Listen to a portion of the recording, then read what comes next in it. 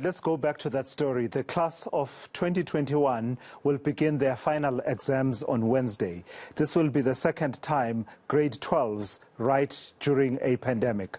Well, as you heard, the Basic Education Department is confident that pupils are ready.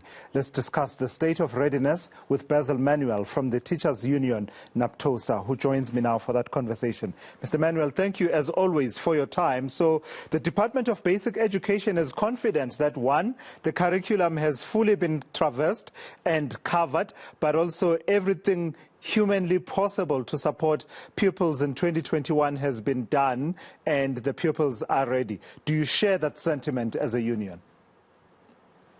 Good morning to Lesizwe. By and large, yes.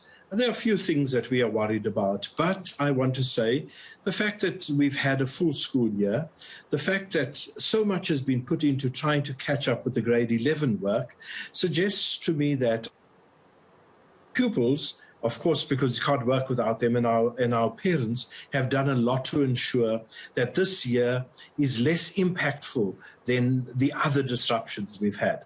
So, yes, I'm confident that people have done what they should have done. Now it's up to the learners to get there to the exam room and to show us that our hard work is bearing fruit, rather.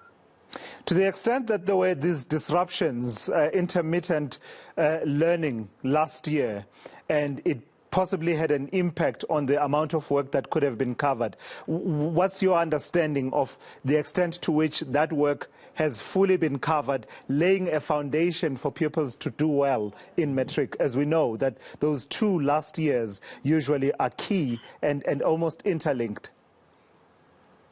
Well, let's agree that 2020 was a terrible year on many levels. And of course, your grade 11s would have only been at school for 50% of the time for most of the year. So there were serious gaps, serious building blocks that weren't there. And hence, the pressure on 2021, where many of our grade 12 teachers had to go back, pick up things. And it could only be done by the extra lessons, by the extra hours schools have spent there. And we'd like to believe that at this stage, given the amount of time we've spent at school, that we've managed to catch up with the most important building blocks. Certain things are there for extension, but the building blocks are important. And our teachers have reassured us. We'd like to believe that for the vast majority, this has certainly been the catch-up year.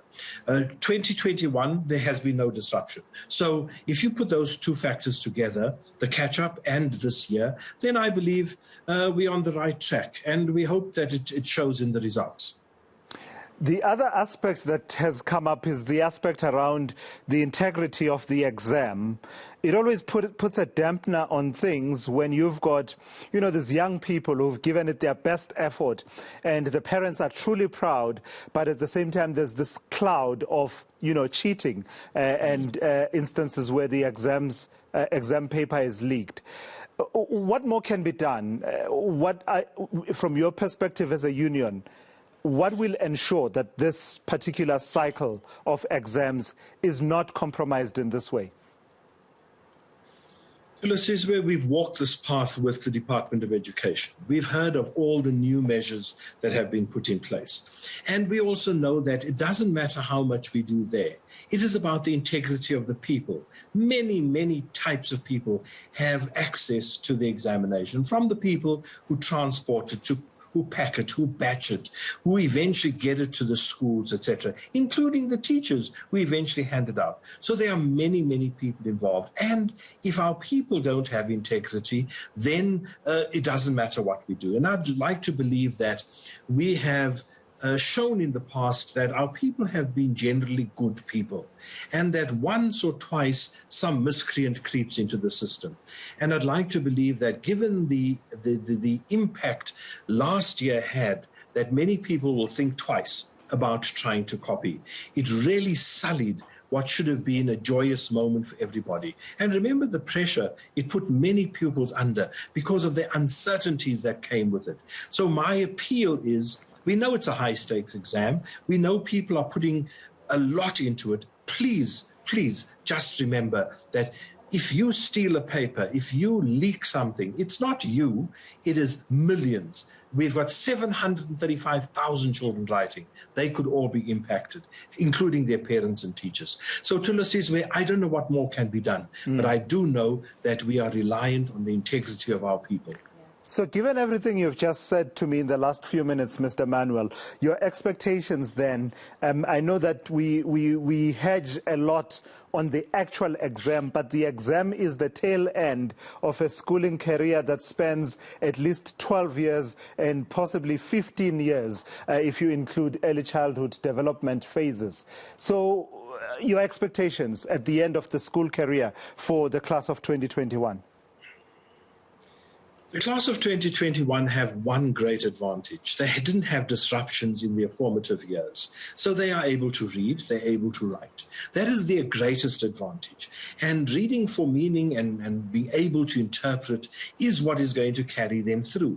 The other things are just the filling between in the sandwich. And we know that people have done a lot to get them through. So we are expecting from them great things. But I have to say to parents, please don't pressurize your children more. It's a pressurized environment already. And to the children, don't put yourself under pressure by doing things at the last minute. We don't want our youngsters, we don't want families falling apart at this stage. You've done what you can do. Now you simply have to show us what you did do. All right, I can't put it better myself. It shows who's the educator in this particular situation. Basil Manuel, thank you so much. From the trade union Naptosa, representing teachers, they're weighing in on the upcoming matric exams that start on Wednesday.